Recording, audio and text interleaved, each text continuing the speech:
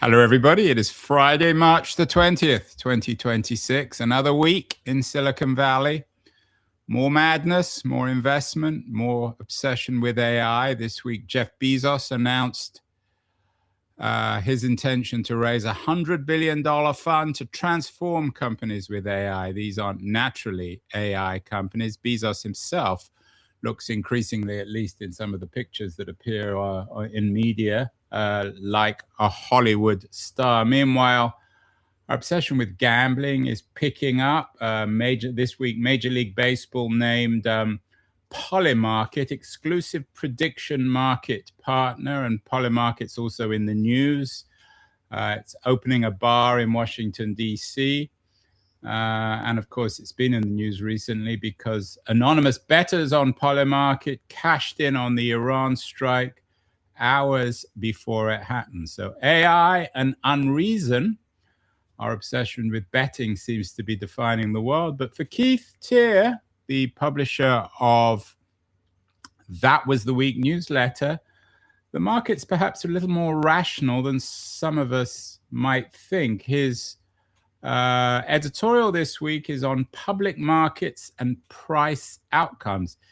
It's a bit of a boring title, Keith, but it's an interesting thesis. You're suggesting that the markets are actually pretty rational, especially when it comes to these private AI companies. Of course, the expected IPOs of Anthropic and OpenAI later this year are expected to be the supposed Netscape moment for our AI economy. And SpaceX, of course, I think. And SpaceX, of course. Yeah, look, the point of that title, you're right, it is boring, but public markets are prediction markets. And they're driven by sentiment. And the sentiment is driven by a belief in what's going to happen next. So what's going to happen next sets the price of any asset. It's interesting, over the last week, NVIDIA had its big GTC conference and predicted that it will do $1 trillion in new revenue between now and the end of next year. Markets initially put the stock down because they'd already said they'd do 500 billion this year. Then the CEO corrected himself and said, no, this is $1 trillion of new revenue between now and the end of next year. And the market's putting back up again. So markets are really weather vanes on the future. And your argument, Keith, is that markets are entirely rational. No, they're rational in the long run. They're entirely subjective in the short run. So public and private, or just public? All markets are subjective in the short run and rational in the long run. And who was that famous person who said that Keynes? They're a voting machine in the short run and a weighing machine in the long run. I don't know what, but Keynes famously said, in the long run, we're all dead. So maybe the reason of the market in the long run isn't that important. But anyway, it's a good prism through which to look at all these different things going on, because indiscipline doesn't get rewarded by markets, and markets are where you get your paycheck. So almost every player, including governments, keep an eye on the market for good reason. Yeah, and I'm still waiting for Donald Trump's Liz Truss moment when the markets are responding there. It seems to be we're on the verge of a Liz Truss moment when it comes to Trump and the Middle East. But when it comes to the markets, Keith, and this idea of the public markets not making its decision yet on AI, I wonder if they have. I mean, I was looking at Google stock, and if you look at their numbers over the last year, there's nothing that dramatic. They've been climbing steadily from 150 now to about 300. So haven't the markets already determined the value of AI? If they're bullish or relatively bullish on Google, why wouldn't they be equally bullish on OpenAI and Anthropic? Well, the markets always have a current opinion, so you're right about that, and they also have a view of the future. And if you look at the 3 IPOs we mentioned, should they happen at the scale that's being rumored, those three companies would raise more money going public than the entire IPO market for the last 10 years. So the market is about to deploy cash at a scale that's unheard of into AI. So even though the markets have already spoken, they haven't finished speaking. The way you present the markets, though, in your editorial, you seem to be suggesting that the public markets and the people who would buy shares of Anthropic and OpenAI and perhaps Google are entirely rational, but aren't they slightly crazy? I mean, what about all the irrational exuberance of previous booms and busts, from tulip mania to .com? Yeah, well, look, the editorial was triggered by an IPO that happened yesterday for a fund that's somewhat similar to SignalRank called VCX. It's called Fundrise, and the ticker is VCX. Its shares started trading at $34 and ended the day at 100 and something. Today it's at 104. So it's a 300% gain, which is also, because it's a fund, 300% valuation above the net asset value of what it holds. So yes, retail investors are paying 3 times what the shares are worth. And by the way, guess what the shares are? Anthropic, OpenAI, SpaceX, Databricks. So VCX is actually Anduril as well, which is Anduril. So it's a proxy for what the market thinks these companies are really worth. Think of that as future asset value. Now, if you've got this window of current asset value and future asset value, and the market's prepared to pay something of the future asset value today, then these assets are going to trade at a premium like VCX is. Yeah, but you're talking to me like you're some sort of algorithm, Keith. I mean, we all know that there's so much irrationality when it comes to these sorts of things. Well, do you think this is that's a good question. Do you think it's irrational that people are paying 3 times the real value for that VCX, or is it rational? And the answer only lies in, well, what will it be worth in future? Yeah, but I take your point on Fundrise, but there aren't that many retail, cab drivers or day traders. They're not buying Fundrise. They're waiting for the OpenAI and the Anthropic IPOs. Those are going to determine. Those are going to be the Netscape moment, for better or worse, rather than Fundrise. Well, how much money has Fundrise, by the way? How much has it raised? Nearly $1 billion. It's big, and by the way, it's worth double clicking a little bit. It has a long history of selling private market shares to smaller investors through a vehicle that's been around for a few years, Fundrise. It has roughly 100,000 investors on its platform prior to going public. And so it's a middleman. It's a kind of no, it's not. It's an active investor directly in the companies. It does invest in the companies, and it is taxi drivers. It's quite it's very now these days Uber drivers, I would hope, or Uber drivers. So actually, it's a bit of an unusual animal. It's not a big bank like institutional. It is a bottoms up kind of trading platform. Well, let's get to your take on these imminent IPOs, Anthropic, OpenAI, SpaceX. You talk in your editorial about the keyword being trust, just suggesting that whether it's the formal markets or the Uber drivers, they don't currently trust OpenAI and SpaceX and Anthropic. Is that right?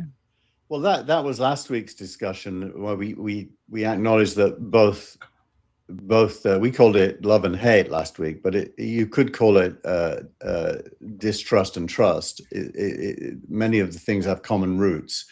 I think the people buying VCX definitely do trust, and the people unaware of it maybe just are in the middle, and then the people who are explicitly not buying it or shorting it distrust. And the current state of play is that all those opinions exist alongside of each other. So ultimately, we have to take our finger on the pulse of the future and ask what's going to happen next.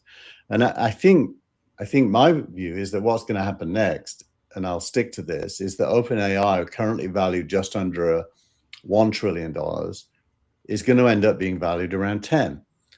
And so, right, in the long run, though, I mean, when approximately? I'd say within the next 5 years. Well, if we're around in 5 years and OpenAI is valued at $10 trillion, I will take you out for dinner. You have to do more than that. What do you mean? Andrew. What do you want me to do? Go to bed with you? I mean, $10 trillion. Are you trying to punish me or reward me? Yeah, I think I'm trying to beat you up. No, well, why you in the bedroom? I mean, you can say anything you want. You can say 100 trillion, but what's the reasoning for that? Well, look, here's the thing. Why wouldn't it be? Is a good question. If Nvidia truly does $1 trillion in new revenue, by the way, Anthropic did 5 billion in new revenue in 1 month. 5 billion new revenue in 1 month. These things are pulling in revenue like there's no tomorrow. So the markets will. Well, there is always a tomorrow, and that's always the beginning. In the beginning of economies, it doesn't last forever. Well, it kind of does last forever. Why not? I mean, if you build something substantive that's enduring because it actually is useful, it actually might be forever. Well, you may think it's 10 trillion. I mean, I'm not sure whether it's worth having a serious discussion on this. Let's talk about let's talk about your take on Anthropic. You come back to the issue of Anthropic and its fight with the government. That story is still in the news. Yeah. I'm not convinced. My sense is you're not really 100% convinced on your own position. Is that fair? Well, it depends which position. Well, your position is that Anthropic is a corporation and it shouldn't interfere in the business of government. And if the government wants to buy its product, then it shouldn't tell it what it can and can't do with it. Well, I'm not giving Anthropic advice. I'm pointing out that it's going to get punished for it by markets as well. Ultimately, because although it hasn't yet, in fact, it's been rewarded. It's rewarded because it's living in a bubble of people who agree, and think in the same way. And whilst it's private, that can be sustainable. As soon as it's in public markets, that will not be sustainable. And you look at Anduril, which is the opposite of Anthropic, and Anduril is already public, and public markets are pricing it. Anduril landed a $20 billion contract with the US military this week. And it's trading at multiples, forward-looking multiples that you might say are crazy. Although, I mean, to compare Anduril and Anthropic might not be really fair on Anthropic. I mean, Anduril is a military tech company, so it has to trade with the government, whereas Anthropic conceivably could become a multi-trillion-dollar company without doing business with the US government. Yeah, I mean, that's why I said depends what opinion. I'm a user of Anthropic. Claude Code, Claude Cowork, and Claude itself are in my daily work every single day for large parts of the day, and I'm a big fan of what they built, a huge fan of what they built. By the way, I don't really disagree with Amadai about AI, weaponized AI, either. So most of my points are really about how you navigate these differences, not whether you have them. And, I don't think he's doing his company any favors by his choices. That's really all I'm saying. Although, as I said, I mean, there was a piece this week on CNN about how Anthropic may benefit from its fight with Trump. I mean, I don't think Amadai is that crafty in thinking that if he stood up to Trump, it would benefit his company. Well, look, it's popular to have his point of view. There's no doubt about it, and I've been there in the past where I've taken points of view in my business. I remember when the DOJ sued Microsoft for being a monopoly. Microsoft was my partner, and I took the opposite view that Microsoft was about to be disrupted by Google and the internet, and the DOJ didn't need to do anything. And it was an unpopular view, so I did the opposite. But it is common that CEOs have points of view, and he's got a point of view. It's fine. What do you make? You're in Palo Alto, so you know lots of VCs and entrepreneurs. There was a piece this week in the New York Times about Silicon Valley mustering behind the scenes support from Anthropic for Anthropic. Do you think that there's some degree of unspoken support for what Amodei is doing with Anthropic in Silicon Valley itself? Well, that is, I don't know if it says it explicitly, but actually that's OpenAI lobbying on Anthropic's side behind the scenes. It does not want Anthropic to be deemed a risk. And if you ask why, it really comes to a much bigger discussion about the relationship between AI tech companies and nation states. And it does seem clear that even though AI is not a weapon in the way that Anduril is, AI is inevitably going to play a role in weaponry. And there's really no way of avoiding the fact that in a world of conflict with nation states fighting each other, they are going to use AI to conduct business. Yeah, I mean, that goes without saying. But I wonder, and you and I have talked about this before, whether the old equation of government somehow being more powerful than corporations and corporations being in the business of supporting government, whether that's going to be turned on its head, that increasingly these, I mean, if you're right, and I as I said, I'm a little bit skeptical, but who knows? I mean, in 10 years, anything can happen. If OpenAI is really worth $10 trillion in 10 years' time, I mean, the current largest company, most valuable company in the world is what? I don't know. Is it Apple? It's about it's NVIDIA now. So it's NVIDIA, but it goes backwards and forwards between NVIDIA and Apple at around the $4 or $5 trillion mark. And Saudi Aramco is the other big one. Right. Well, that's another story. By the way, we do have a commenter from YouTube who says, given that 20% of the world's capacity of LNG was destroyed and data centers being bombed in the Gulf, is this the popping of the AI bubble? And the answer, Profit Generation Lab, is no. It is not. I don't even think it's a bubble, but it definitely isn't going to pop. In fact, the opposite.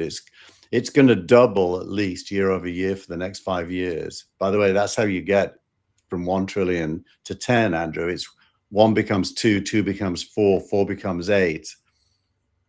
Yeah, well, as I said, I'm not going to enter in. To me, it's a fantasy. I mean, you can go and watch a Disney movie if you want, but when it comes to valuing companies in the future, especially going, I mean, OpenAI isn't even worth $1 trillion. It's not even a public company yet. But if it is indeed, if we do have if we do have an AI company, whether it might be Google, is already at 4 or 5 trillion, or OpenAI, or even Anthropic, worth $10 trillion in 5-10 years, how will that change the relationship between the corporation and the government? Well, look, US GDP is about, I think it's 120 trillion worldwide, of which the US is, if I'm not mistaken, the largest player. So what is it, about 40, 50 trillion? I'm blanking on. What's a trillion between friends? Let me just not throw out a number out of my head. US GDP right now is 31 trillion. Okay, so now, we're talking. So if what you're saying is right, and it's beyond speculation, as I've suggested, but if OpenAI or one of these AI companies is worth 10 trillion, it means if an OpenAI is worth 10 trillion, then Anthropic's probably worth 8, and Google's probably worth 15. They basically make up the entire economy. So, well, the stock market is basically globally is $127 trillion. So the stock market is like 1 year's GDP for the world. And by the way, that's global stock markets. The US is about half of that. And so what you're saying is that OpenAI could be itself about 15% of the US stock market's value as today. Of course, the stock market's value will grow. Now, in order to be worth 10 trillion, its revenues would have to be something in the order of 10 trillion divided by 20. So that's about half a trillion, 500. Yeah, billion. but I'm not interested in getting into the mechanics of the valuation. That's not interesting. Well, that's how you no, avoid. but my question, you're not answering my question, or you're not maybe understanding my question. Is how does that alter the power dynamic between the government and corporations? I mean, at the moment, the government's trying to push Anthropic around, and Dario Amodei is pushing back with some degree of success. It would seem. I mean, he's supported by some people in Silicon Valley. It certainly benefited Claude users. One wonders in the long term what the impact will be. Yeah. But if these trends continue and these AI companies grow in their valuation, what does that mean in terms of their relations with the government? Well, so let's ask the question about NVIDIA, which is the world's biggest company. How does it impact the government? The answer is not very much. The government could stop it selling its chips to China because ultimately the law trumps the company. And so what you hope is that lawmakers are immune to being bribed. We all know that lawmakers do get, in quotes, bribed through lobbying groups and so on. So far, at least, most of the AI companies have shown limited interest in lobbying. They do lobbying, but it's not a lot of money, relatively speaking, that they spend on it. So I think that the answer to your question is really a question more about government than it is about the AI companies. The AI companies will only get power if you have corrupt governments, where the AI companies want to leverage that corruption to their own self-interest. I don't think of it in that framing. I think AI is a human good.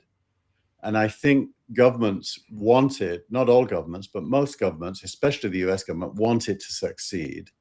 Yeah, but that wasn't my question. Well, my answer is the government will retain the power. Being big doesn't give power unless governments are bribable. We shall see when it comes, if there is some war or crisis over Taiwan and NVIDIA and its role in all this.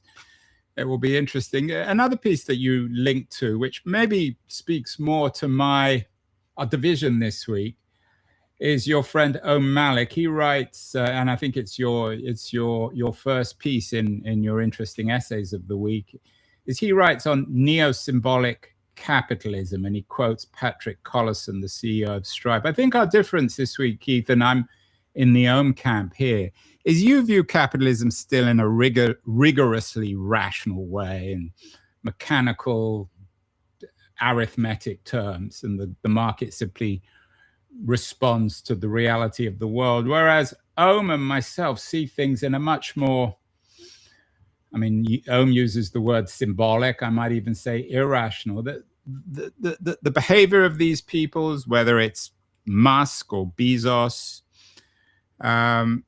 or certainly Dario Amodei, isn't quite as rational as you suggest. Why did you include Om's essay on neo-symbolic capitalism? I'm assuming you don't agree with him.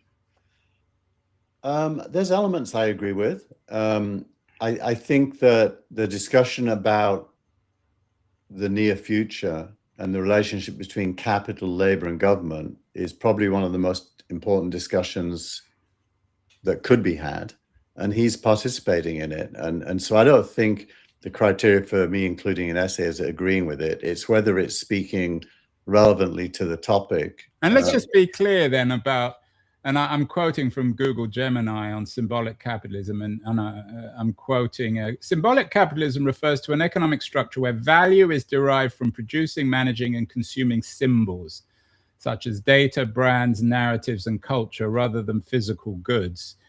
Driven by a professional managerial elite, this system emphasizes reputation, prestige, and symbolic capital over traditional manufacturing, and a lot of it's borrowed from the French cultural theorist Pierre Bourdieu.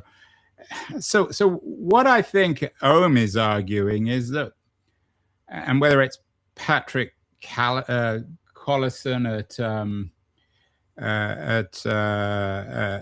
at Stripe or other entrepreneurs, that they're all driven by adding to their reputations, and that the traditional metrics don't really make any sense. Well, it's interesting because in that framing, Dario Amodei is a representative of what Ohm is discussing. He's used social media as a platform to build reputation by having a point of view against government. And that's really a very different set of events than his products and the revenue that they're generating. Whereas OpenAI is focused mainly on growth and revenue, and hasn't been on a pulpit trying to get reputation building. So, you know, I well, I think that Sam Altman is also in the symbolic capitalist game, except he tries to wear every hat at the same time, and that's his problem. Well, let's say that symbolic capitalism and capitalist capitalism are kind of opposites to some extent. Right. They coexist, but which is what Ohm is saying in his essay. Right. So and Ohm, being a media guy, puts this down a lot to the new form of media. Interesting, Andreessen Horowitz had a big thing this week called "What is New Media?" that I can't remember if I put it in the newsletter or not, but it's a good podcast. And Ohm is saying that basically reputations are built by direct messaging to an audience through social media, not by doing a press release, and that this amplifies this symbolic capitalism focus, and that most leaders of industry are more and more focused on their reputation and imagery.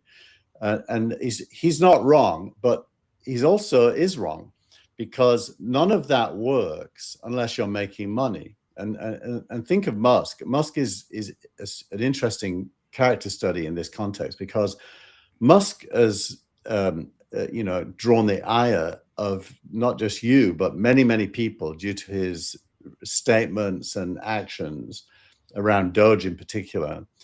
Yet he's making so much money through Tesla and SpaceX that it really doesn't matter. And so he's the counter symbolic capitalist in a way. Well, Ohm says, and just to be clear, and I wouldn't disagree with you there, Ohm says that Musk is the master of symbolic capitalism. He executed a perfect plan for creating a perpetual machine for symbolic capital, and the whole valley took notes. I mean, the two aren't necessarily in contradiction. You can have profitable companies and at the same time be a symbolic capitalist like Musk. Well, true, but then I question the labeling of symbolic capitalism. I just think it's effective marketing. Well, I wonder whether they're increasingly becoming the same thing. My interview of the week, which was entitled "Is Elon Human?" was with Charles Steele, an investor who's written a book on the curious mind of Elon Musk as an investor. He's much more sympathetic to Musk than I am. But I wonder whether symbolic capitalism has become real capitalism, and that maybe that's why Dario Amodei has been so quote unquote brave in taking on the government, because the great industrialists or post-industrialists of the 21st century will need to take on government. And in a sense, they're stepping into the vacuum where government used to exist. I mean, that comes back to my question of what happens if an AI company is worth 10 or 15 trillion dollars in 5 or 10 years. They're going to be able to rival government. And given the lack of trust and faith and credibility in government, one wonders whether the Ahmadis of the future will become the Prometheuses. It's perhaps no coincidence that Jeff Bezos's new fund is linked to his project Prometheus. Well, there's a lot in what you just said, Andrew. So let's focus on trends. I think a lot in global terms, and I think it's inevitable that the largest global companies in the future will have larger valuations than the GDP of any country, possibly even bigger than the US's GDP. And why? Because the globe is a lot bigger than any nation. And if you are dominant on the globe for something that people pay for, especially expensive things like AI, you're going to become big. And that to me seems inevitable. And therefore, capitalism ultimately is a numbers game. All these other things are still true. There's layers of economics and then politics and civil society and the way it gets played out in the media. All of those live together. But at the base is economics. And economics is a numbers game. And so the winners win the numbers game and get to own much of the layer above. Unless politics is independent and truly democratic. And therein lies, the challenge facing all of us. How do you get a polis that can be trusted with the future?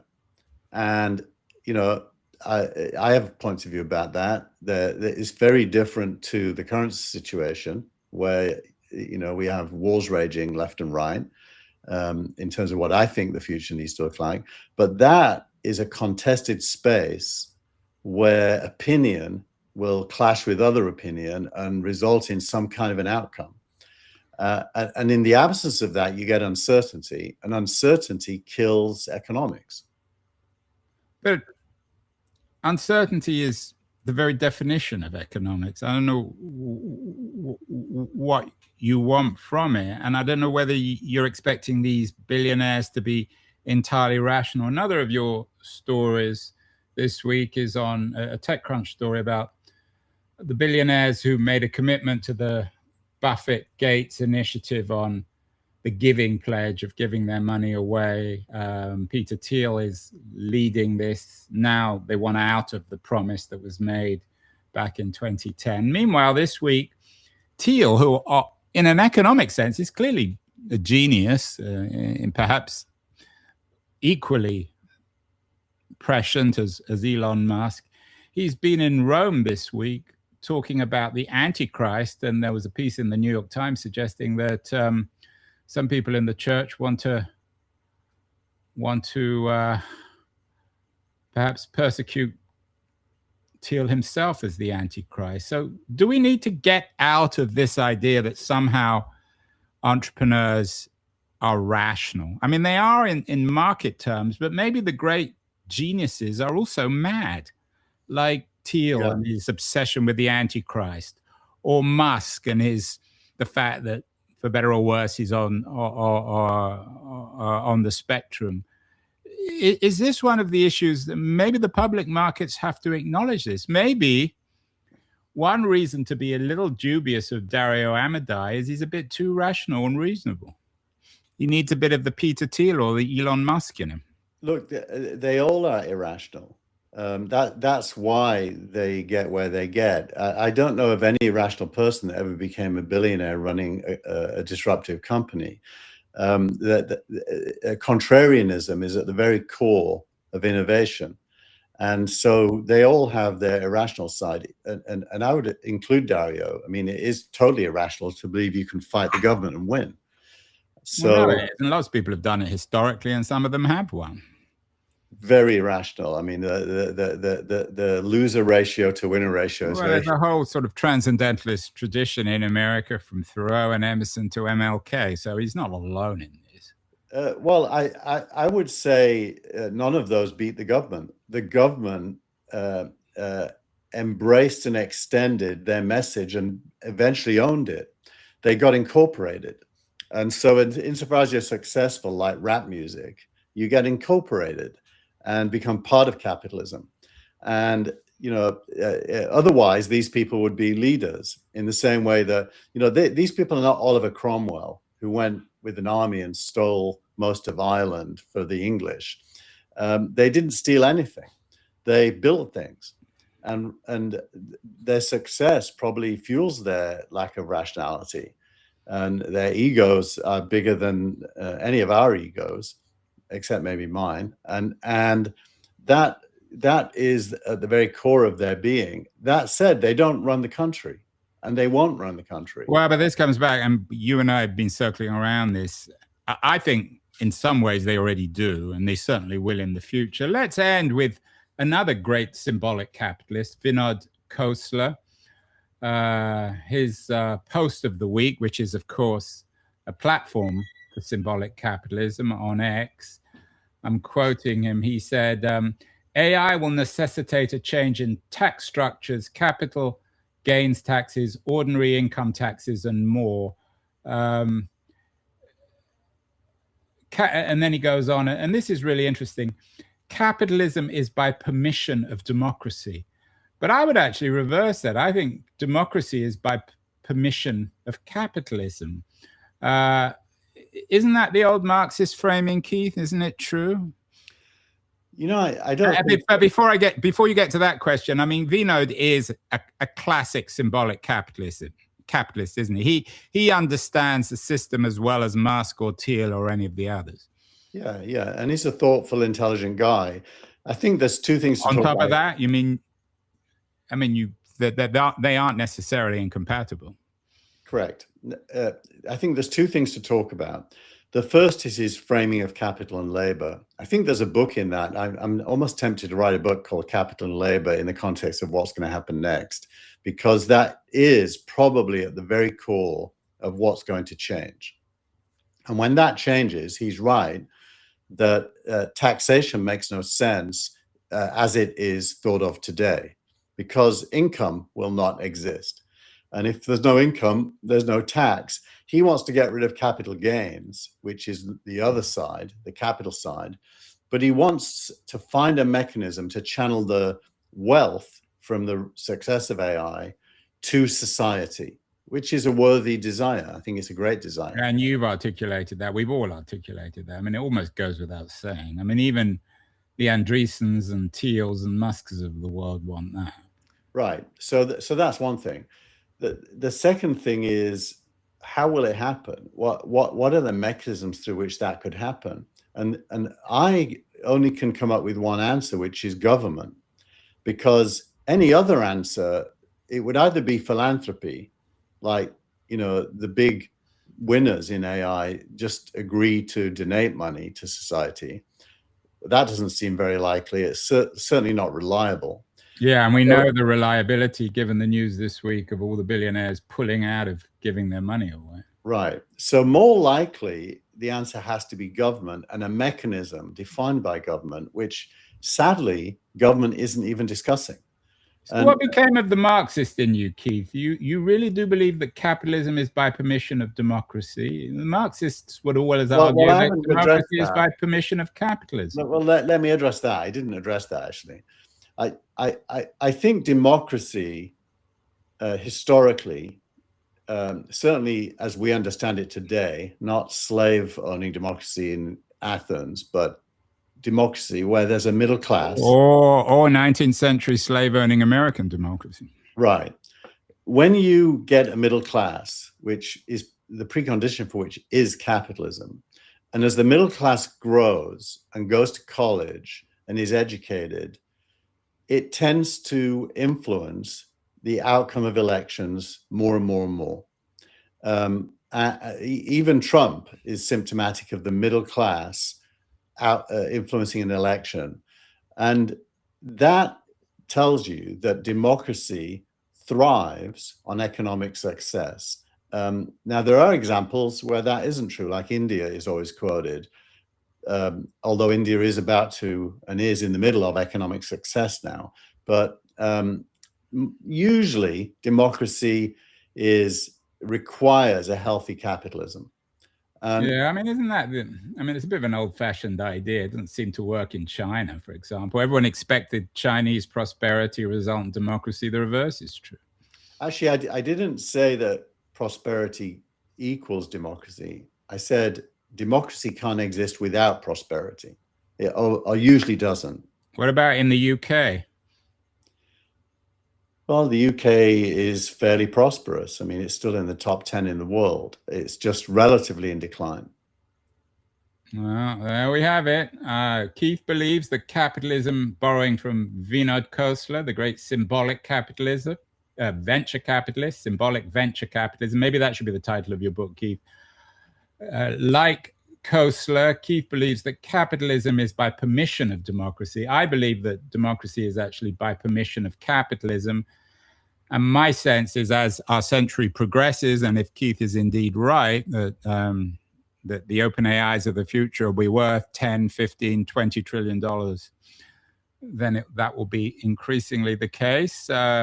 Certainly, we will return to this subject, Keith. It's one that we've been circling around and we come back to time and time again.